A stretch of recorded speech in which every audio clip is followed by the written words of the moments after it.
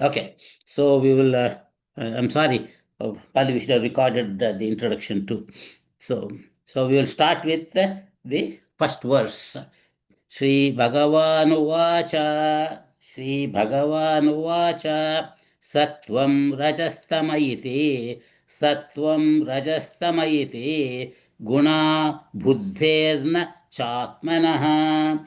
Guna Buddherna Chatmanaha. Satve Nanyatamo Hanyat. Satve Nanyatamo Hanyat. Sattvam Satvena Chaivahi. Sattvam Satvena Chaivahi.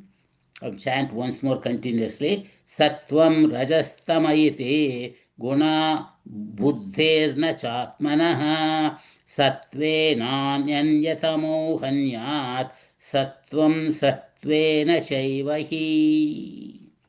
So it's beautifully telling of the three gunas, Sattva, Rajas and Tamas. Sattva has to overcome the Rajas and Tamas. And then how do you overcome Sattva? By Sattva itself. So we will see the meaning of it. So Akhilam, I want to read the word for word meaning.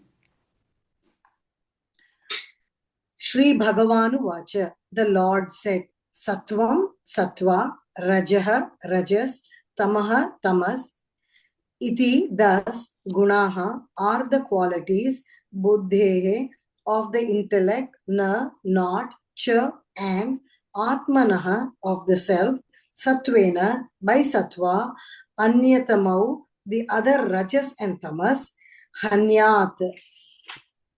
One should conquer Sattvam, Sattva is conquered, Satvena, by pure Sattva, Cha, and Eva, verily, he, therefore. Continue, Raghuji. Yeah, go ahead and continue one more paragraph. Sattva, Rajas, and Tamas are the qualities of the intellect, the mind, and not of the self. Sattva, Rajas, and Tamas are the qualities of the intellect, that is the mind, and not of the self. Therefore, one should conquer Rajas and Tamas by Sattva, and verily Sattva is conquered by pure Sattva. Want to comment? This is easy to say, Raghuji, but I don't really understand. Okay.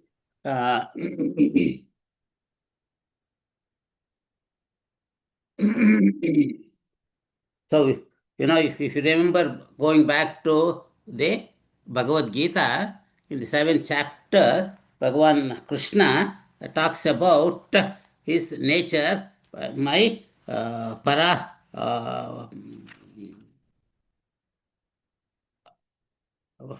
I keep forgetting the word. Para and apara.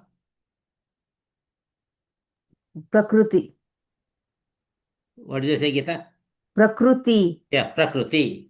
The para Prakruti is the pure consciousness, the Brahman. So he's a pure Brahman, and they divide into two parts in the whole universe. Para Prakriti, the awareness portion, the sentient portion, and the apara Prakriti, made out of the 5 elements, and the mana, buddhi, ahankara at a cosmic level. And by the combination of these two, the whole world is created. The whole world is formed of the inert world is formed of these 5 elements. And all the jivas are formed out of the 5 elements plus with the mana, buddhi and ahankara. So that's why anytime that you talk about aham, you talk about this, what am I? I am that pure consciousness. And what is this world? This world is pure existence. So what is Brahman? Satchit Ananda Swarupa.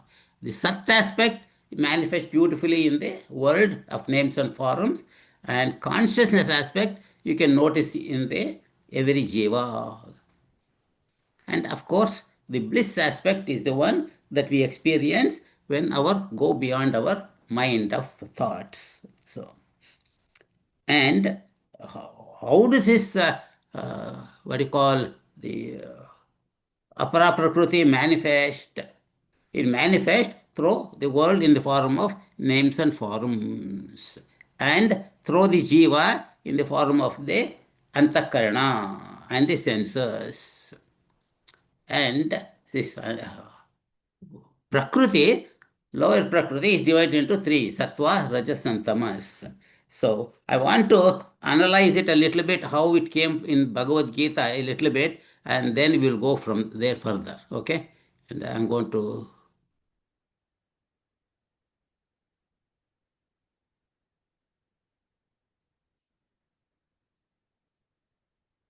Okay. Since in Hamsa Gita, these gunas are started right from Sattva, Rajas, and Tamas. Sattva should overcome the Rajas and Tamas and all that. I thought it's a good idea to get a little, what do you call, go back and see what we have learned from Bhagavad Gita. Okay? And this will be, might be basic for new people, and it is still easy to understand. So, in the first few verses, I will show how Bhagavan talked about these gunas right from the second chapter of Bhagavad Gita, right from his beginning of the teaching. He says, Traigunya Vishaya Vedaha Nistairgunyo Bhavarchuna. Okay. The Vedas, all the scriptures, the subject matter is about the three gunas. Okay. So, Arjuna, go beyond the three gunas, nistairgunya bhava. And again he talks in the third chapter, nahi kshan, nahi kaschet kshanamapi jatu tishtatya karma kruto karyate havasha karma sarva prakriti jair gunaihi. A person cannot live in this world, in this body, without doing any action, even for a moment. Avashaha, okay, without any control, he comes to. Why? Sarva Prakriti Jair Gunai. It is based on his gunas. Again, he talks about in the fourth chapter, Chatur Vanyam Maya Sushtam Guna Karma Vibhagashaha. So he says, I created these four varnas based on the Sattva, Rajas, and Tamas gunas, predominance of which guna you are, that based on the guna and the karmas that the person does, that I have created this. And then again in the seventh chapter, he comes, Echaiva satvika bhavaha rajasastamasaschaye matta eveti tan vidde natvaham teshu te mai. He says, all these three gunas, sattva, rajas, and tamas, have arisen from me. Okay. So they come from me, but does it mean I depend on them? No. He is beyond the three gunas, but where do they come from? From his the lower nature that we talked about in the seventh chapter. He says, Tribir gunamavai bhavaihi ebis sarvamidam jagatu mohitam nabhijanati mamebhyah paramoyayam. The Sarvamidam Jagata, the whole universe of names and forms and all the jivas, Tribir Guna Bhavai, Gunaihi, Bhavaihi, Ebihi, Mohitam. So it is completely deluded by these three gunas. So na bijanati mam ebhya paramaveyam. So since it is deluded by these three gunas of names and forms, it does not know me, which is imperishable, supreme, beyond the three gunas. And he goes on to say, Daivi Hesha Gunamayi Mama Maya Duratyaya Mame Vaye Prapadyante Maya Metam Tarantite.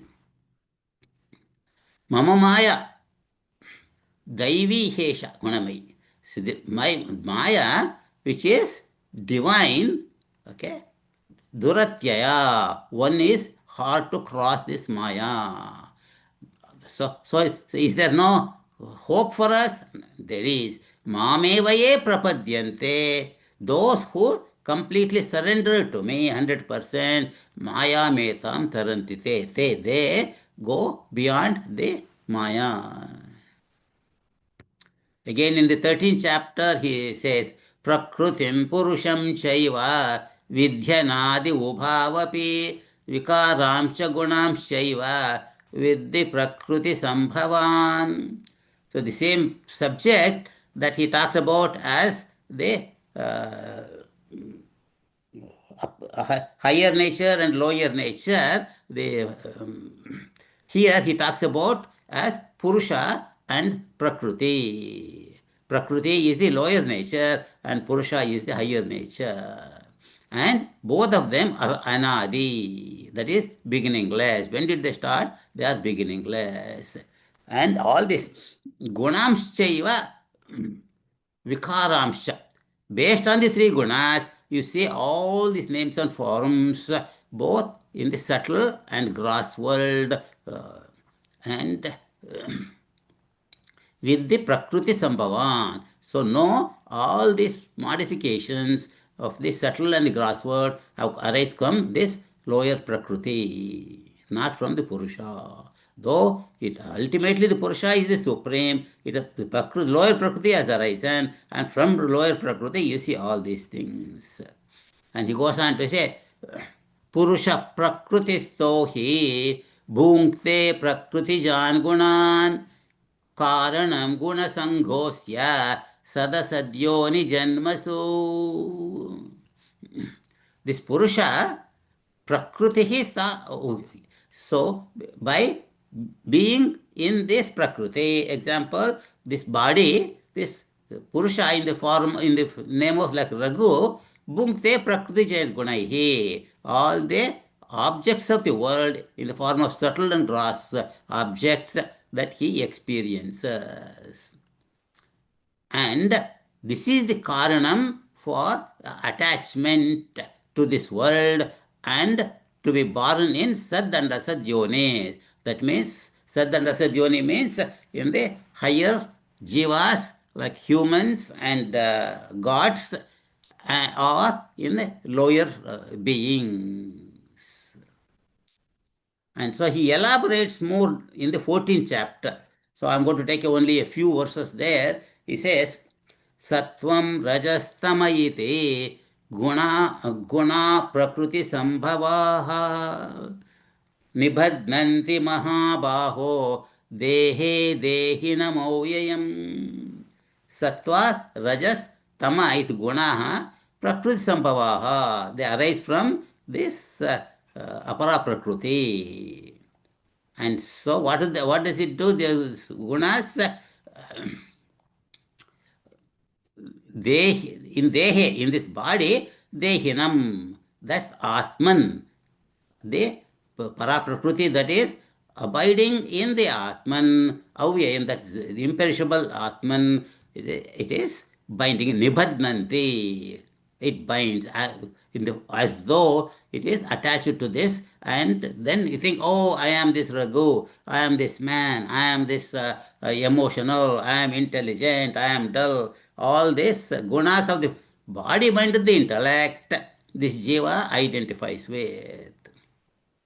So what about these three gunas? He beautifully says, Tatra Sattvam Nirmalatvat Prakashakamanayam Sukha Sanghena Badnate Gnana Sanghena Chanagha Anagha. Oh, the pure-hearted Arjuna. Okay.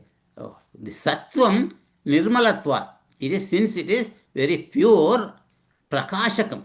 It is in the nature of shining, in the nature of brightness, or of pure awareness. Anamayam. Okay, it is free of any impurity. Sukha sangena badnate.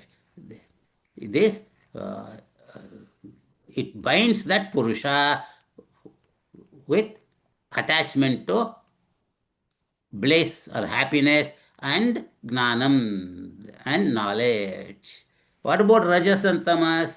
He says, Rajo ragatmakam vidhi trushna sanga samudbhavam tan nibadnati kaunteya karma sangena dehinam.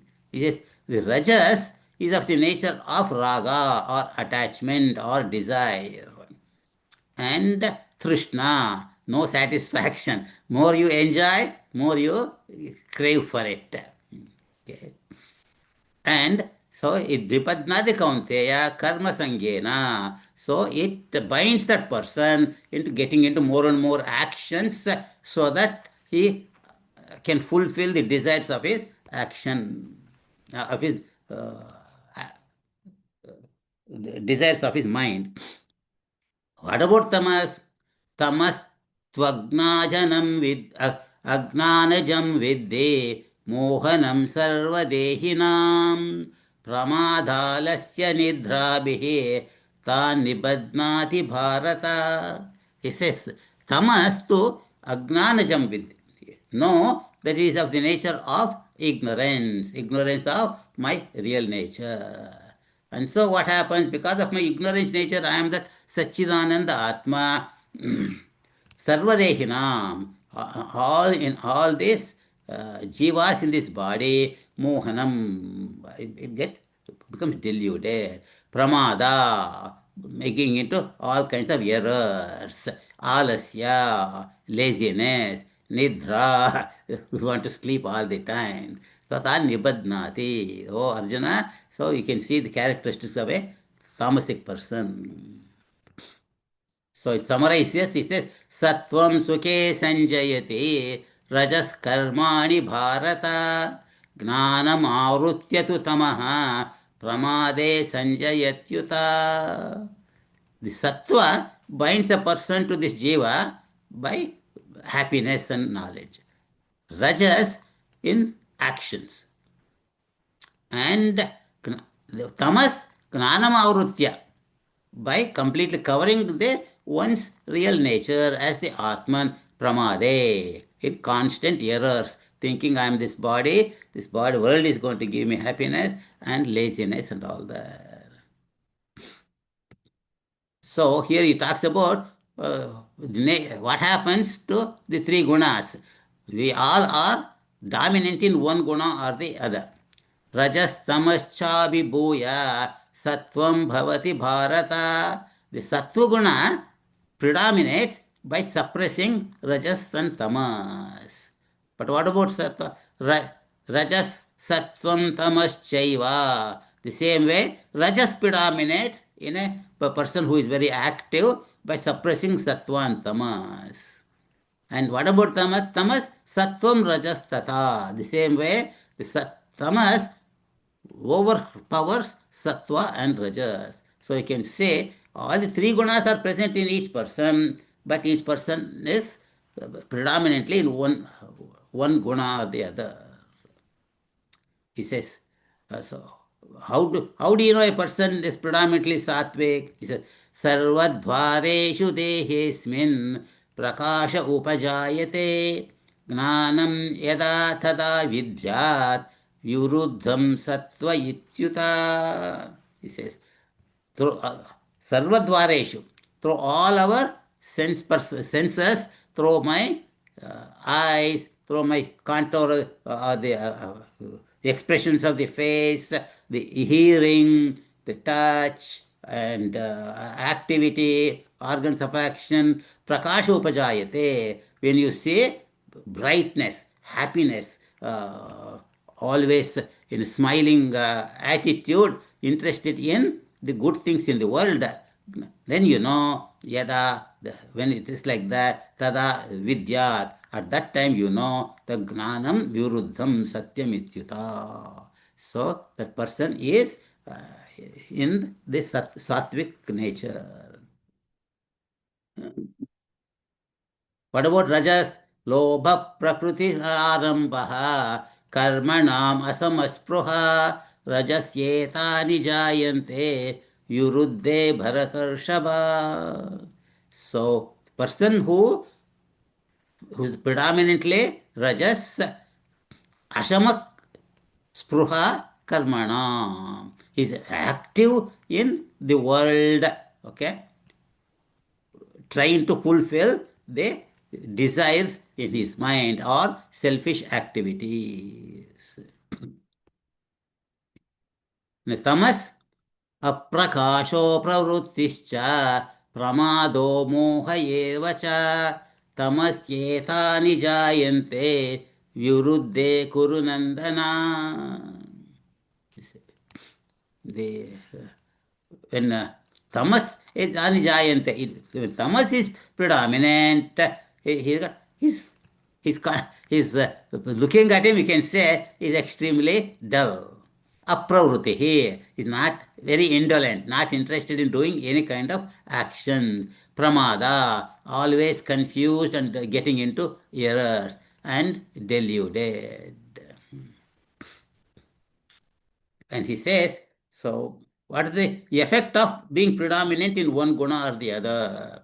Is yada sattve pravruddhetu pralayam yati deha bruto tadottama vidan lokan amalan pratipadyate. When a person is predominantly sattvic all his life, and when he drops this body, he goes into uttama lokas, into like a pitru lokas or various lokas, depending upon how sattvic he is and what kind of desires he had. To fulfill those sattvic desires, he goes to the higher world. What about if I'm Rajasic predominant? Rajasam pralayam gatva karma sangisu jayate. So, when I die with my Rajas being predominant, I'll be reborn again in wombs with desire for more and more actions to fulfill my desires. Tata pralayastamase mooda yonisu jayate. The person who is indolent, sleepy and lazy and not interested in anything, he just want to just enjoy sleep and sex and things like that. Mooda yonisu jayate. So he will be born in lower beings just to satisfy those desires. He says, कर्मण सुकृत सात्विकं निर्मलं फलं रजसस्तु फलं दुःखम अज्ञानं तामसः फलम्. The sukrutaha ahuhu, the wise people say, karmanaha, the one who is acting with a sattvic attitude, his phalam is pure. That means he goes into higher world. Rajastastu palam dukkam. The fruit of actions is dukkam. Why? Because you have to keep on doing actions and then you don't know what the results are. Even when you get some good result, it is transitory. Then you have to go back and do actions. So you will be in the cycle of birth and death. Agnanajam tamasah palam. The complete ignorance is the result of the tamas. Sattva sanjayate gnanam rajasas lobha eva cha pramade mohau tamasah bhavato gnanameva cha. Sattvam sanjayate gnanam. By predominance of perpetuating our sattva, our knowledge of ourselves gradually becomes more and more. But from rajas being predominant, continue lobha, greed for more objective experiences of wealth, pleasures, and name and fame. But what about tamaha? Pramada, moha. So, and what happens? He says, like I said in the previous verse, urdhvam gachanti sattvastaha. The sattvic predominant people, they urdhvam gachanti. They continue to be reborn in higher and higher wombs and continue to grow. Madhye tishtanti rajasaha. The rajasic people continue to be born again and again in the same kind of worldly life. जगन्य गुण वृत्तिस्ताः अधो गच्छन्ति तामसाः. So the ignorant people being completely deluded and dull, adho gachanti, they continue to fall down lower and lower. So you can say how beautifully in 14th chapter Bhagavan talked about the gunas, and we can say this Hamsa Gita in the first portion is actually continuation of the same thing, talking about how to overcome rajas and tamas by sattva, and how to overcome even the sattva and realize our real nature. So, anybody want to add comment? Okay, so let's continue. Anjaneyulu, sir, you want to read the next two paragraphs? Hari Om Raghuji. Hari Om, sir. The mind is a flow of thoughts. Thought modifications are the manifestations of the three qualities of Prakriti, or our inherent tendencies. The three qualities are sattva, characterized by knowledge, understanding, love, faith, brightness, subtlety, etc. Rajas, characterized by activity, dynamism, ambition, anger, passion, greed, agitation, etc. And tamas, characterized by inertia, laziness, sloppiness, sleep, forgetfulness, dullness, etc. The word guna means both quality and rope. The three qualities bind us from within. Sat means pure, noble good. We even get attached to doing good or start taking pride in being good, which leads to sorrow. Rajas means dust or order. When there is dust in our eyes or outside, we cannot see and may fall. Also, when our mind revels in pleasure or in colored by our ambitions, prejudice, anger, etc., we are driven into actions, which results in greater stress. Tamas also means darkness. Darkness of ignorance veils the truth and causes delusion, lethargy, etc., which obstruct both inner unfoldment and outer progress. Thus, the three qualities seem to bind us. Yeah. You want to comment? Yeah. So basically, though elaborately given in the Bhagavad Gita 14th chapter, here uh, uh, here the summary kind of given here. The word guna means it is a quality or the rope in a Sanskrit, maybe I am not aware. So, which is the it binds us either.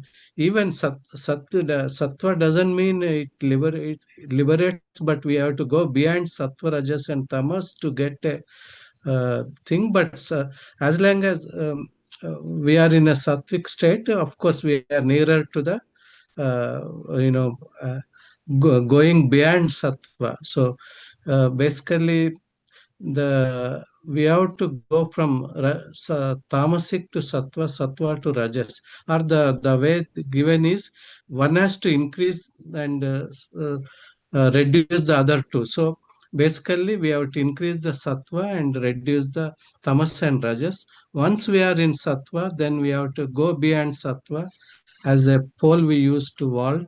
Then we become the Yeah. Trigunatita, which is the aim of our life. Right. Yeah. Beautiful. Very nice. Beautiful summary. You can say how the meanings of the sattva, rajas, and tamas are in the word itself. Sattva. Okay. That which reveals the sat, the truth. The one who has the sattva guna has got an easy way of knowing the sat. But in the beginning stages of the sattva guna, like I'm 60% sattva and the 35% rajas and 5% tamas, let us say, okay, then what happens? Some of the rajas is there, okay, that I want to do more and more activity. I am more still interested in my own self, okay. Even though I'm not interested in the worldly things, at least I'm interested in being name and fame. These subtle desires are there. Okay, do the people recognize me? Okay, oh, I have done so much things. Oh, I am better than the other person, things like that. So, and I want to be I want to do more and more good things, and I want to become remain more and more happy by doing good things to the others. But rajas and tamas are different. So, like that, so one has to constantly evaluate oneself, not evaluate somebody else to see if the other person is sattvic or rajasic, so that we can go from tamas and rajas to sattva. So, one thing we have to remember is even sattvic is what do you call causes attachment to this world, and how to overcome it is what is beautifully given in this Hamsa Gita. So, Raghuji, for the sattvic sattva, right? Is it even that also involves activity, but it's for the dedicated for God? Is that right? Yes. So the difference between sattvic activity and rajasic activity, in rajasic activity, I am doing various actions for myself. Okay. For my own benefit or my family benefit. But a sattvic person is doing all the actions as an offering to Bhagavan, as a karma yoga. So, both sattvic and rajasic persons are active in the world. Like I said in one of the verses from the earlier part of Bhagavad Gita, that a person cannot live uh, without activity.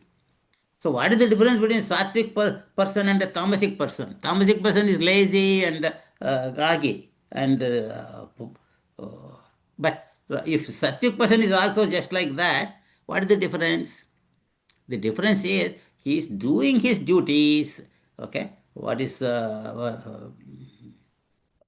based on his what you call ashrama dharma, and without expecting any selfish results. So that is sattvic activity. Correct. I hope I answered your question. Yes, Raghuji. Thank you. Anybody else got any discussion? Ashwin, you want to continue, sir? Hari Om Prabhuji. However, on deeper thought, I realize that it is not the three qualities that bind me, but taking myself to be the mind and its qualities that binds me. When I feel I am angry, then I suffer. When I know that I am not the mind or its qualities, I am free from their binding effect. How can I appreciate that the qualities are not me or my nature? Let us analyze this. The nature of a thing is of two types: its inherent or natural state of being, swabhavika dharma. For example, heat is the inherent nature of fire. Its occasional, caused, or conditional state of being, naimittika or agantuka dharma. For example, heat is not the inherent nature of water, but is acquired when in contact with fire. You want Do to you want to comment? continue?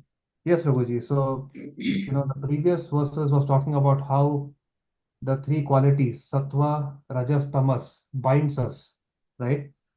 Here, uh, Guruji is explaining, is going even one step, is explaining how it binds us, and we need to understand that the qualities, there are two types: our inherent nature, which is swabhavika dharma, and the conditional state, which is naimittika. And then he has beautifully given examples how the inherent nature of fire is heat, and then water, when it comes in contact with fire, again becomes, it acquires that heat.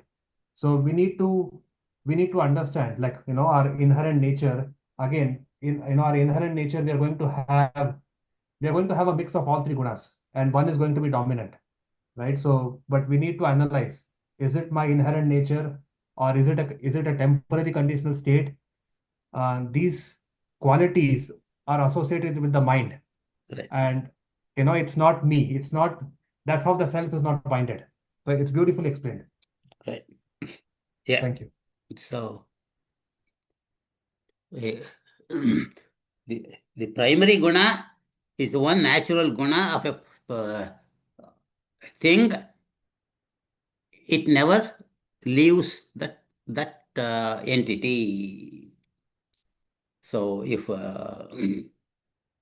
mind, if I am the mind, mind is of the nature of these thoughts and actions and all that, okay, then I will never be able to get out of this, all these thoughts and actions and desires and of the mind.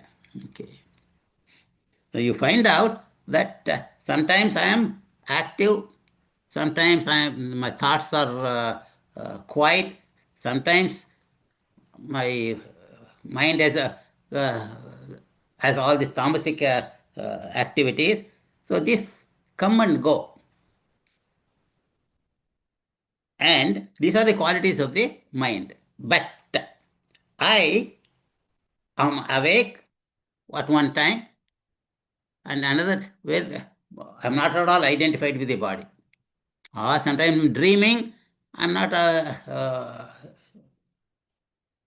I'm sorry, in the waking state, I'm always identified with the body.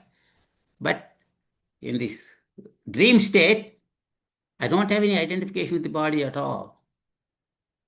And then how can I say, oh, I am the body when I don't have identification with the body in the sleeping state? The same way, in the deep sleep state, even I don't have an identification even with the thoughts. I'm completely detached from the body, mind, and the intellect. Then how can I be the body or the mind or the intellect? So that's not my nature. My nature is pure existence. So that's how one has to analyze uh, to know what my real nature is. So the sattva, rajas, and tamas constantly keep changing, that they are the nature of the mind and the intellect, not that of the Atman, my pure self. So that's how the thought process Guruji is taking us here. So Prabhuji, I have a question, the Prabhuji. Naimitika dharma, like he says that the water gets hot, to say that some circumstances will make you angry, but you don't have to react to that. Is that what it is? Say it again, Amma. So the Naimitika dharma, he says the water will take the quality of the heat, right? Right. So some circumstances will give you that anger, right? It'll make you agitated, but you don't have to react to it. Will that be a Naimitika dharma example? Yes, correct, correct, correct. So, even in the mind, various activities of the mind, they come and go. Okay. And, but I remain without that always. Like I'm not in the waking state always. I'm not in the dream state always. I'm not in the deep sleep state always. But who am I? The deep sleeper is not in the waker. The waker is not in the deep sleeper. The waker is not in the dreamer. Who is this dreamer, the waker, and the deep sleeper? I'm something different from all the three. And same way, here, just like I said, heat is the nature of the fire, but if there's no heat, you don't call it fire. Same way, sugar, sweetness is the nature of the sugar, but if there's no sweetness, you don't call it as a sugar. Okay. The same way that what is my nature, pure nature, just pure awareness, pure existence. And anything added to that in the form of activity, thoughts, and happiness and sorrow, they're all parts of the mind, not me. They come and go. Just like the heat of the water. So, Dr. Noli is not here. Girijama is not here. Is Karpagam here today? Yeah, Karpagam, you want to read, Amma? Raghuji, I have a question here. So, this whole topic starts with the conversation between Bhagavan Krishna and Uddhava, right? Like, Correct. so he is doing Upadesha to Uddhava. Correct. So he kind of straight away starts. Is it because Uddhava has, he is coming to, he is accepting Bhagavan Krishna and asking for the knowledge, or how does it happen, Raghuji? Because it starts straight away with the three gunas, right? No, he did not start with the three gunas. He started teaching Uddhava, okay, in this seventh chapter, sixth or seventh chapter of the 11th Kanda. When that's what in the previous class that we saw that Uddhava, being the like a friend and a disciple of Lord Krishna from his childhood, okay, he was like a right hand, and so he knew from the signs in the circumstances that Bhagavan is packing up his life in this world and he is going to leave to the heavenly Vaikuntha. So that's why he comes to me and said, please take me with you. Okay. Bhagavan says, no, you need to be here to spread this knowledge of Bhagavatam to the world. Okay. And so, just like Tejamananda Swamiji said once, that just like Lord Rama, when he left, he didn't take Anjana Hanuman with him. Hanuman is here to continue to teach bhakti and knowledge to people. Same way that he said, you have to stay here, okay, and continue to spread this knowledge. And Uddhava, just like Hanuman, is supposed to be still living in this world. And what I think, 10 chapters or something, I forget the exact number, are all the Uddhava Gita. This is one of the things. This is on the 13th chapter, actually. Okay, Raghuji. So basically, this story happens after Mahabharatam.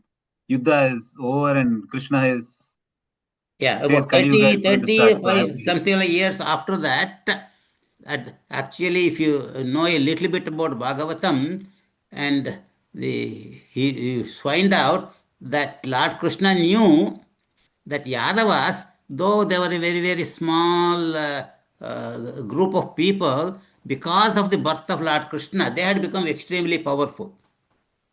Okay? And because of that power, they had become very arrogant. And he knew that, hey, we had to go ahead and destroy the Yadavas also. So just like he destroyed the Kauravas because of their bad character, okay, and all so many other kings, so-called Rakshasic kings, he did not have any attachment to Yadavas. Okay, and actually, in the name of a curse from who?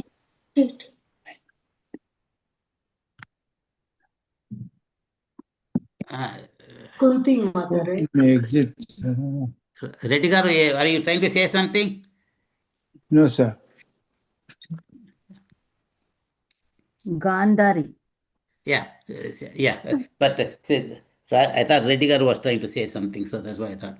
Yeah, Gandhari cursed him, just like you destroyed my children, let your, what do you call, the Vamsha also get destroyed. And then Lord Krishna said, that, so be it. Okay. So, in a way, Gandhari was also his devotee. And he said, okay, let your wish, let your curse become a blessing. And then you will see in Bhagavatam that all the Yadavas get drunk and start killing themselves. And that is the time that Uddhava knows what is going on, and then he asks for this teaching. Okay, let's Okay, continue. I'm clear. Hari Om. Thanks for sorry to stop there. It's okay.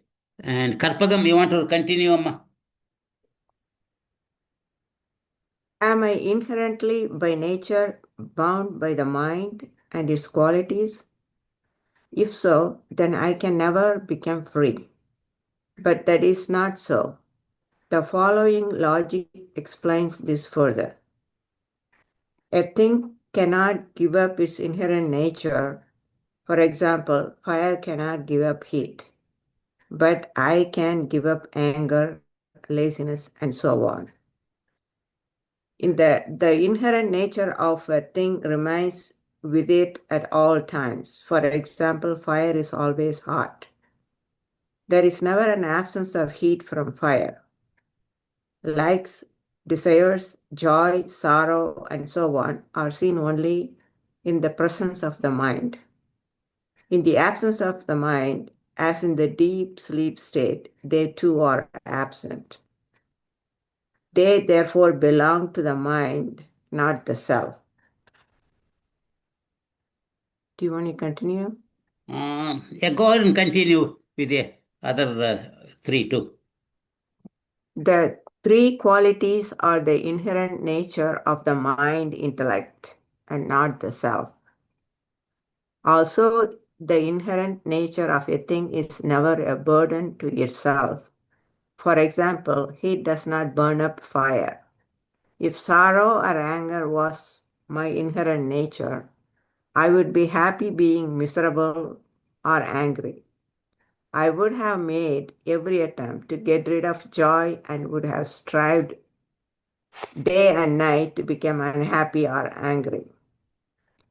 The inherent nature of a thing never changes. However, the moods of the mind are always changing.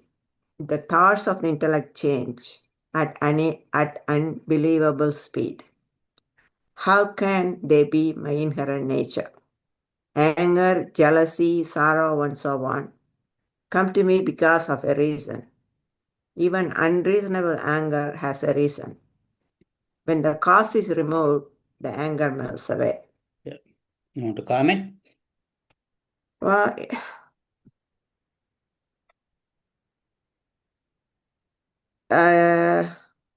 no, you go ahead. I can say beautifully, Tejamda Swamiji is analyzing so nicely how I am not the mind. And the nature of the mind which constantly keep changing, that if it's something that's constantly changing is not me. What is my real nature? That is, what is that that's present always? The thing cannot give up its inherent nature. So if I can give up my moods and become in constant bliss, then all those moods are not me. Just like the water gives up the heat and still remains as water. And the second he says, in the inherent nature of a thing remains with it all times. So what is it that remains with me always? That I exist, I am conscious. That's the only thing that remains with me. The inherent nature thing is never a burden. Okay? So the bliss is never a burden. So that's why my real nature is Satchit Ananda Swarupa. So, like beautifully Tejamanda Swamiji says, that if anger and unhappiness is my real nature, okay, that I will be always happy with being angry and unhappy with the things. No, we always want to get out of this anger or irritation or unhappiness and want to be always happy. Same way, nature of a thing never changes. That pure existence, pure consciousness never changes. But mind is constantly changing. So that is not my nature. And same way, anger, jealousy, sorrow, and so on come because of a reason. Okay, and goes away when the reason is gone. So because of all these reasons, all these gunas belong to the mind, not me, the pure Atman. So how logically that we have to analyze and continue to detach ourselves from the BMI and know that observe it rather than being identified with it. So we get sleepy. When the body needs sleep, you sleep. When you have activities to do in this world as duties, as a jiva, you do it. Okay. But don't get attached to it. Always remain aware that you are that pure Atman, not this body, mind, the intellect attached to the world. So okay, I thought you were going to go up to the second sloka, And unfortunately, we were not able to finish this one. Unless you all want to stay for another 15 minutes, we will finish this one. Is it okay to get anger, jealousy, and all that inherent nature? That's what does it say here? Say it again, Amma. I mean, like, is that okay to get angry and all that? Because If it's an inherent nature, right, for every human being. no. So is it okay to get, because it's for a reason, right? Right. So, So that's what does it tell here? Right. And, you see, that is the thing that you have to analyze. Okay. It is not my inherent nature. Okay. When I identified with the mind as I, then yes, it is the inherent nature of me as the mind. Okay. And you get angry. Okay. And if you get angry, you say, oh, I have a reason to get angry. Then you have to analyze what is the reason. Okay. Okay. If, like your child does something that should not be done, and you explain to the child in a nice manner, 1 time, 2 time, 3 times, this child doesn't do it, he still wants to do the mistake, and then you intentionally get angry, okay, to show, hey, that you don't like it, okay, but you are in complete control of the anger. Okay, you're not pushed into anger, getting burnt up, and being agitated for the next hour or 2 or 3 days.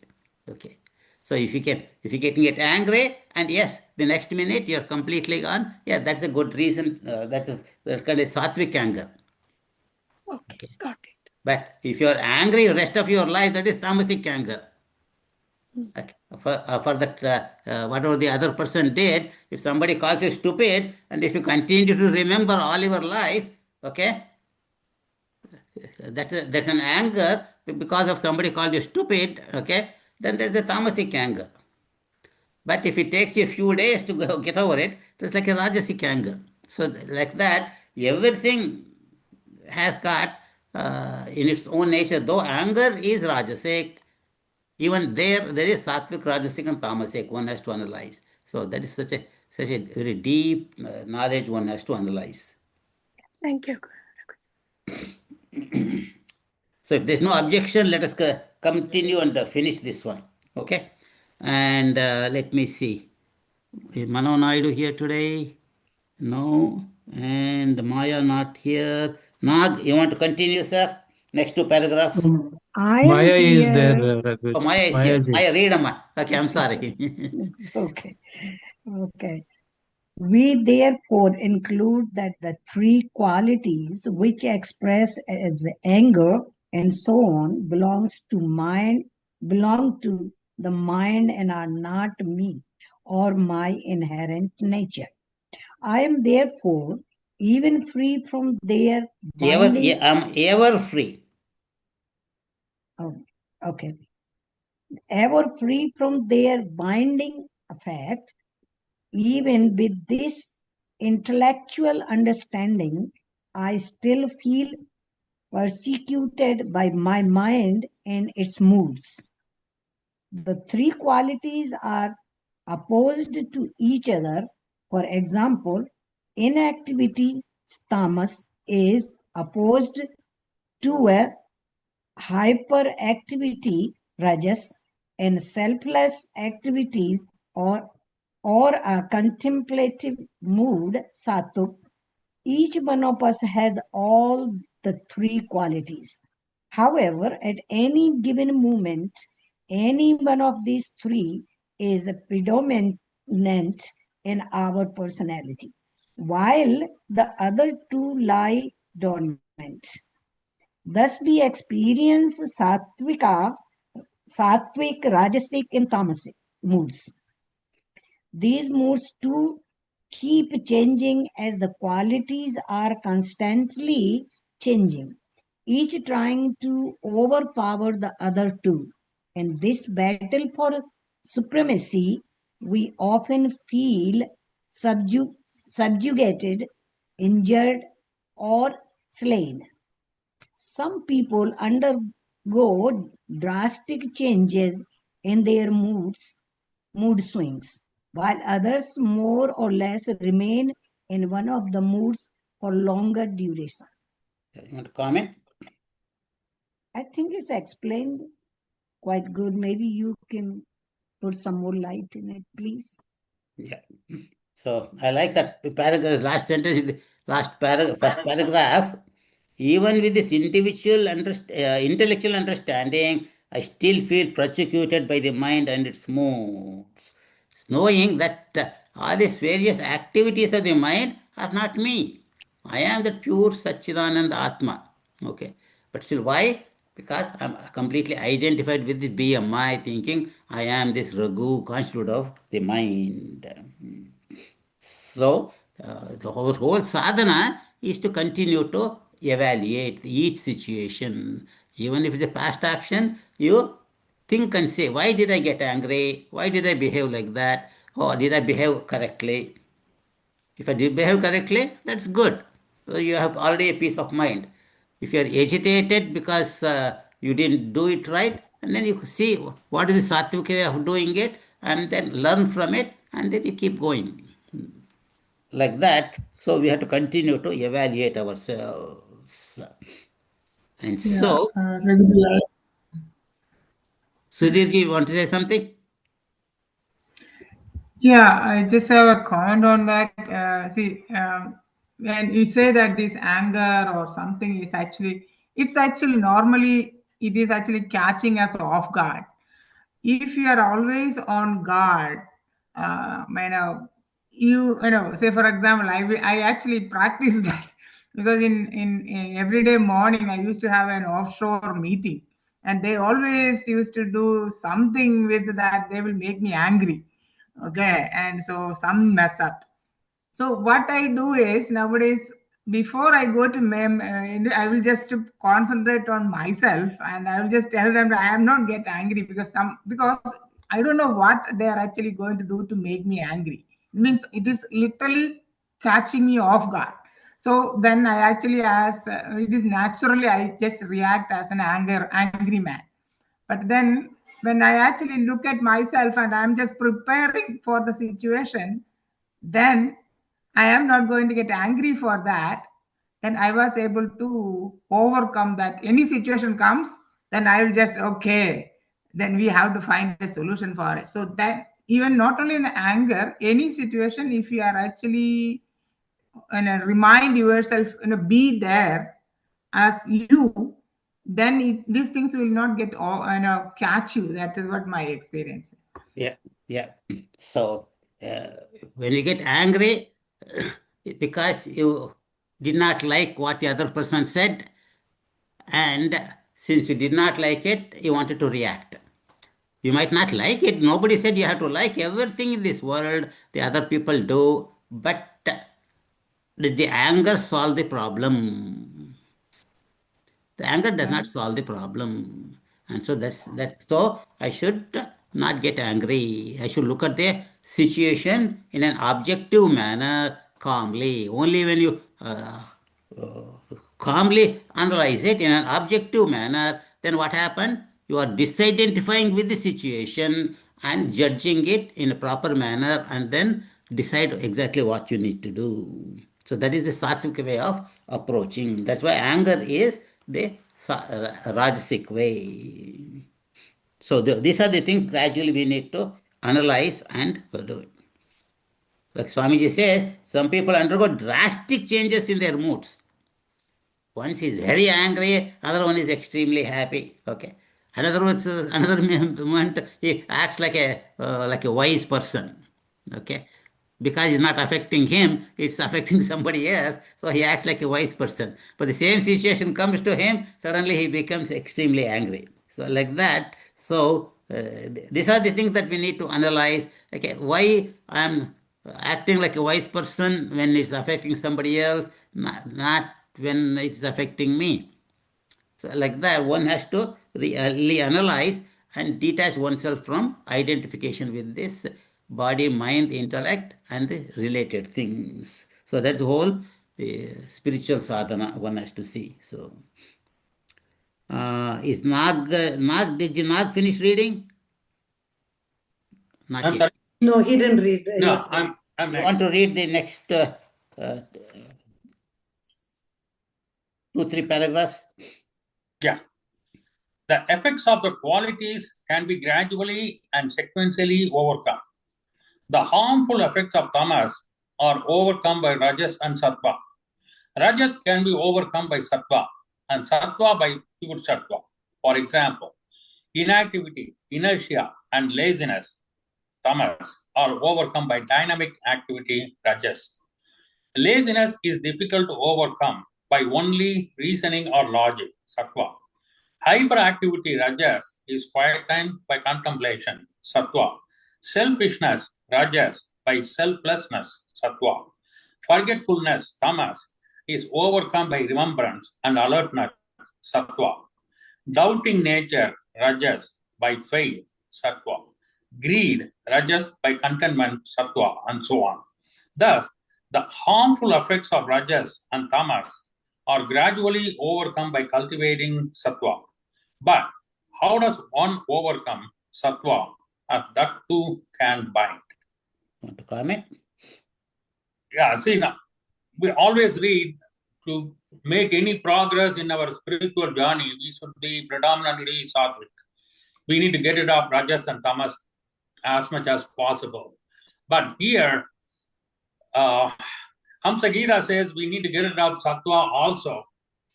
So we need to go beyond sattva to make progress. So we will see how we can do that. Thank you. Yeah. So I can say, actually, one has to realize in any situation, like Sudhir was talking about, like at work and all that, if we disidentify with the situation and look at it objectively, then we analyze it and come to proper decision and proper action. The same way that in every thing in this world, if disidentified with this body, mind, and the intellect, I know I am this Raghu.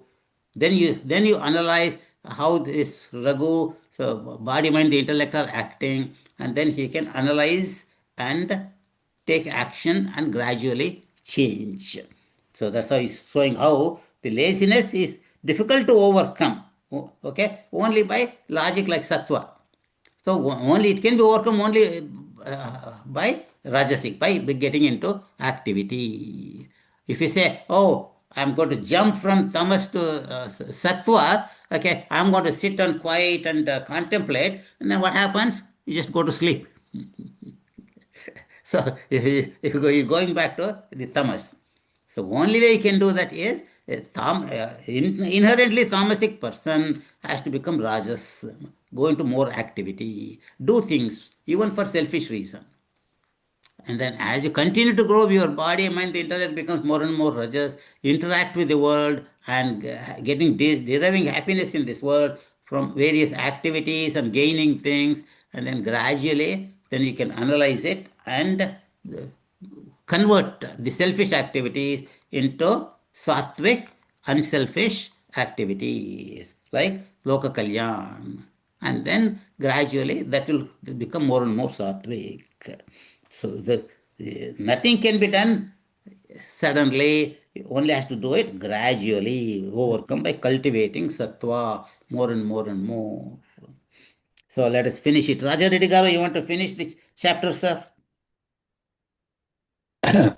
Sattva, when practiced for a long time, becomes second nature to us, and its harmful effects, if any, disappear as it becomes pure. For example, a person may start feeling proud of his goodness if he is rarely or occasionally so. When it becomes his nature, he becomes totally unaware of it. Lord Hanuman was totally unaware of his strength, knowledge, and wisdom. He had to be reminded of it. A cricketer who has battled or batted only one century in his entire career will remember it as his best match. Once who does so regularly loses count of it. A miser gave once in charity. He kept boasting about it.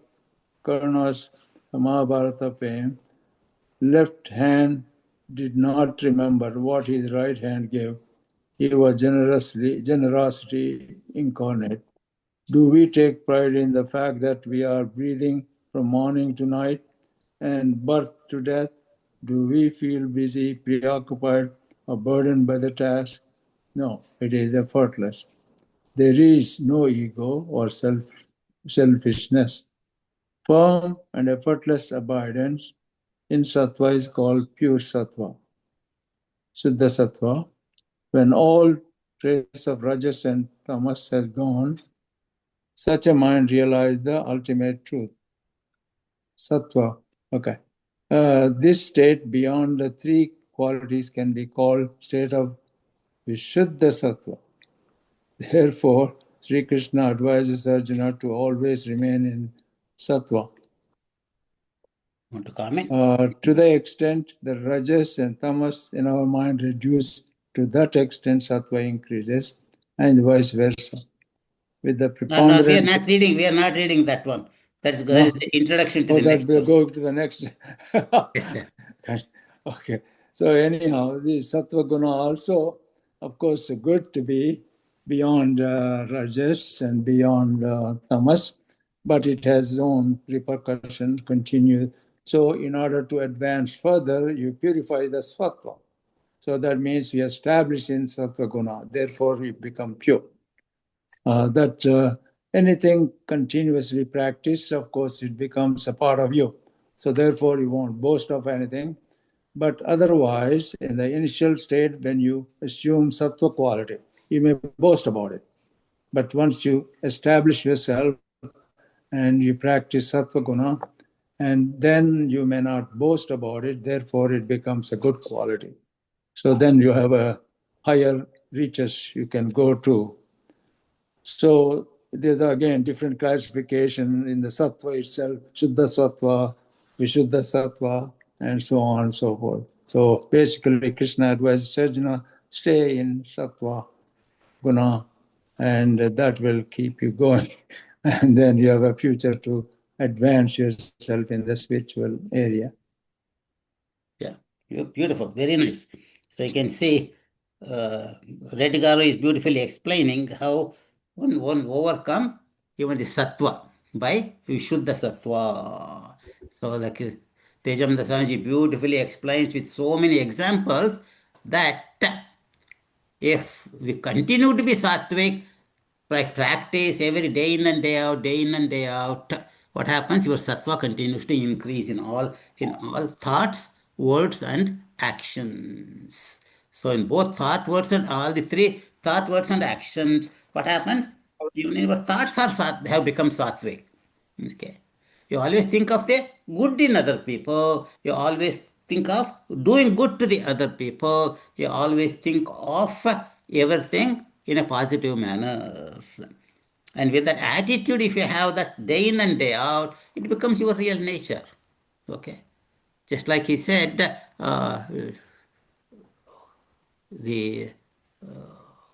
you breathe. Oh, they say, oh, I am breathing every day, all the time. Okay, it is your nature. It is your nature when you eat, it digests. You don't have to sit and worry, oh, I am digesting the food. It automatically happens. Same way, in a sattvic person, the Shuddha sattvic person is one who is realized his real nature, that he is that pure Brahman, what you call realized person. And his all activities are completely sattvic. Whatever So he the does. Visuddha You might is disagree beyond. with what he does, but if you analyze it, that he had a good reason to do whatever he did. So, Raghuji, so the Visuddha Sattva is not part of the mind anymore. It is beyond mind. See, other three gunas are always part of the mind. When it becomes my nature, so the mind is not at all involved. I'm just sattvic. That's it. Correct? Analyze it and see. See, when you are interacting with the world, you are interacting with the mind. Right? If you are not interacting with the mind is completely quiet. Okay? And so, that manifestation that you are the pure Brahman, okay? and with no impurities of the mind, then the mind is completely under control. It is like a servant of the Atman. So Yeah, I think there goes the that one line, right? It goes no ego. Okay, there is ego is not there, then become selfless. right. So there you will see the truth, right? Once the ego Yeah. is go away, then you will see the truth, correct? Yeah. So, So मन एव मनुष्याणां कारणं बन्धमोक्षयोः बन्धाय विषयासक्तं मुक्तं निर्विषयं स्मृतम्. Only way you become mukta is not having any desire for the worldly things in thought, word, and action. So when there is no objective thoughts, the mind naturally has become completely quiet and sattvic. That is in the state of blissful state. When you are blissful, are you agitated? Anytime that you say you are blissful or peaceful, that means all your mind has become completely quiet. And your pure Atman is manifesting through it.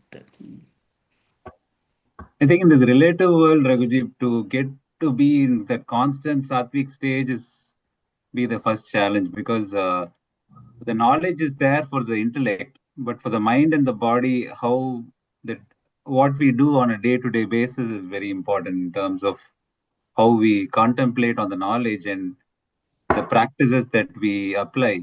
Correct. And even the food that we intake is going to determine whether you will be in sattvic or you're going to go back to rajasic or tamasic. So every as you said, it's a gradual process, and to be always at a sattvic level will be the first challenge, and from there how we detach from that sattvic nature will be the second challenge, is what I feel.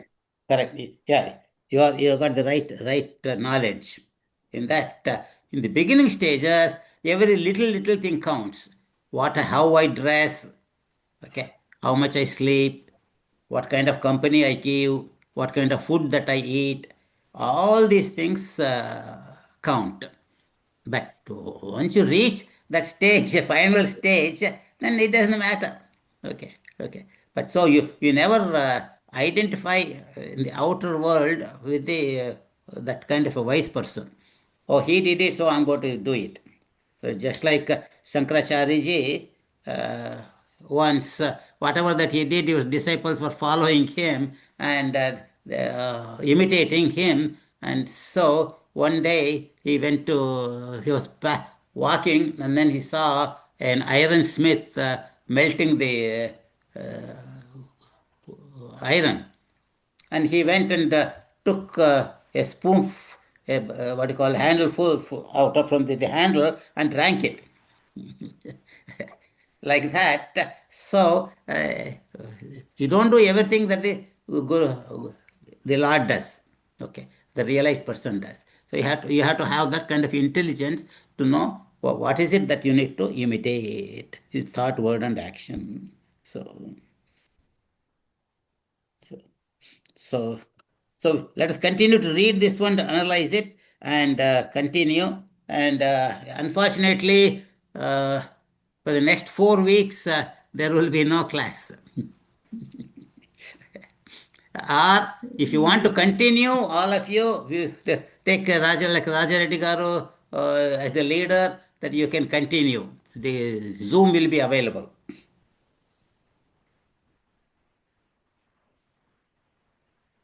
You want to continue? Out of town, Raghuji. Say it again. So you're out of town, Raghuji. Yeah, say my two brothers are extremely old and disabled, and one of them actually was in the hospital last month. Fortunately, he recovered. So I thought, I haven't seen them for more than a year. I should go and visit them. So there's no time better time than just now. And so if you postpone it, and if something happened and you regret, so I thought we'll go and see my two brothers.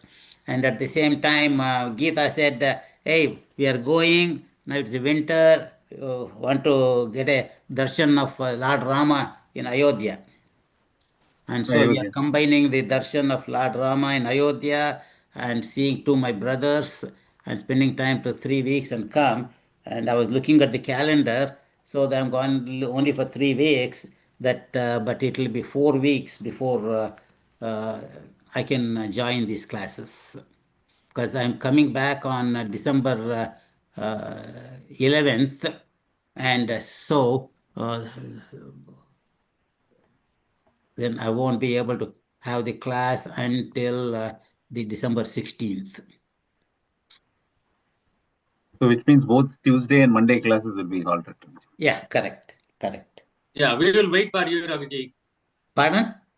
We will wait for you to come back and we will continue and take it up from where we stop right now. Yes, I am. We wish you a good trip and enjoy. And of course, you have to comfort your sick people, relatives, and come back healthy Okay. and hale. That's all. We'll wait for you. Now, I'm trying to give you the options. Do you all want to go to Tejamananda Chindmananda Swamiji's 14th chapter and study among yourselves? It's a short commentary in the next 4 weeks.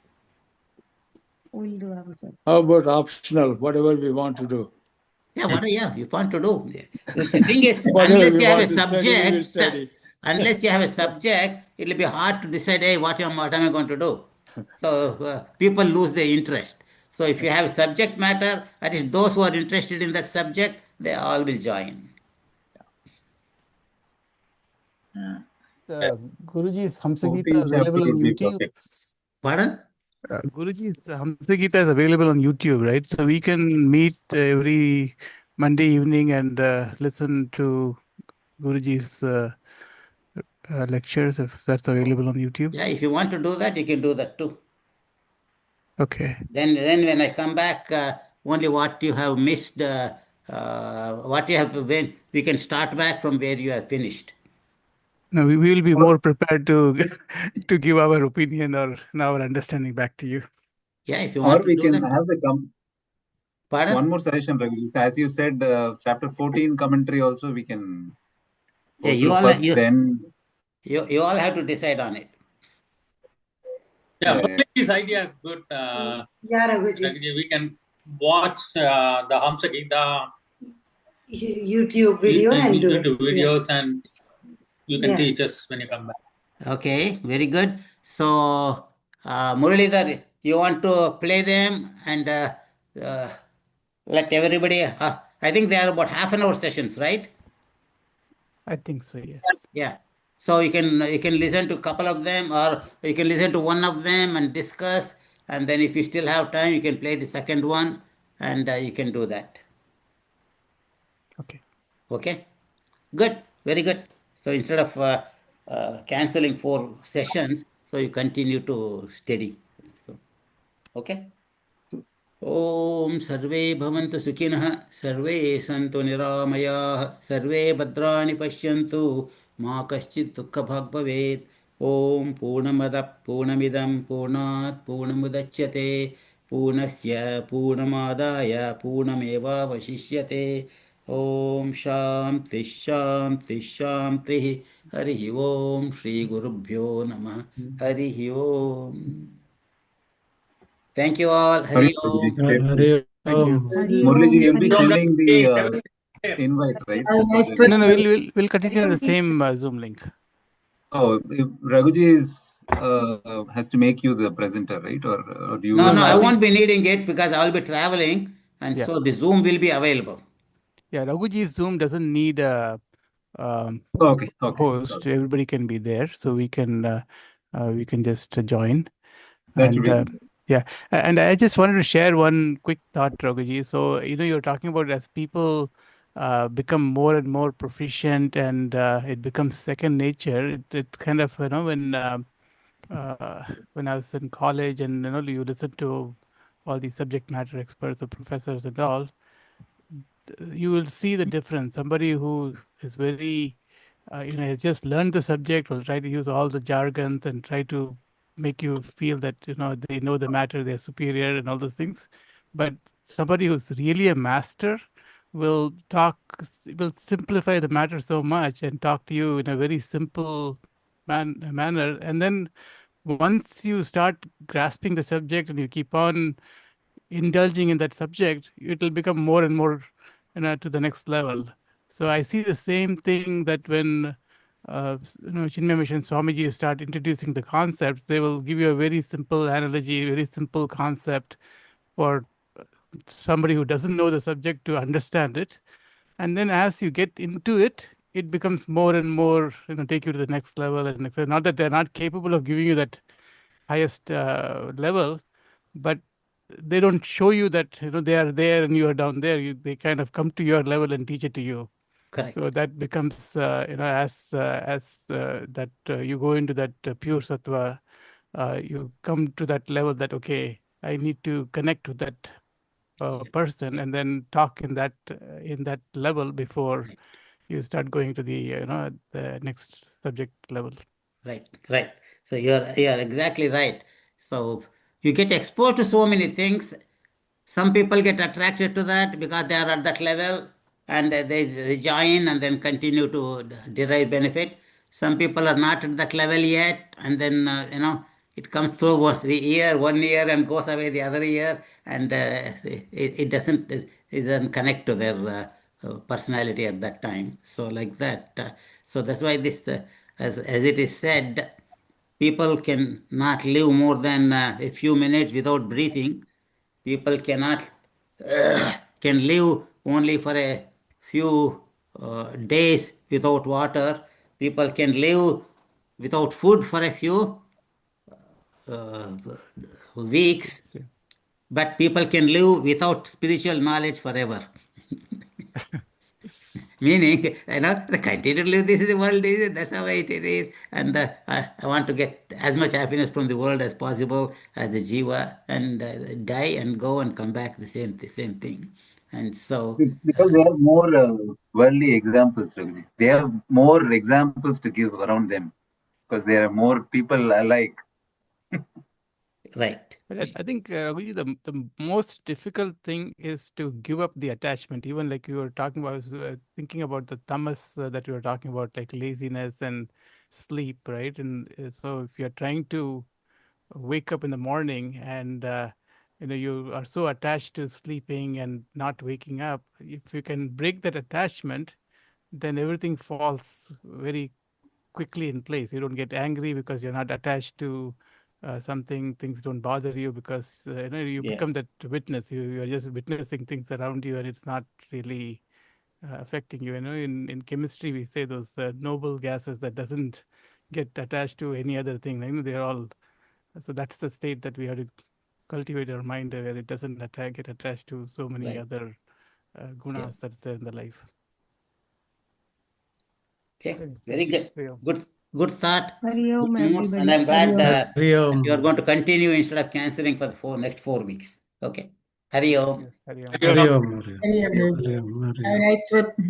Hey, Safe trip, Raghuji. Have a Thank safe you. trip. Thank you.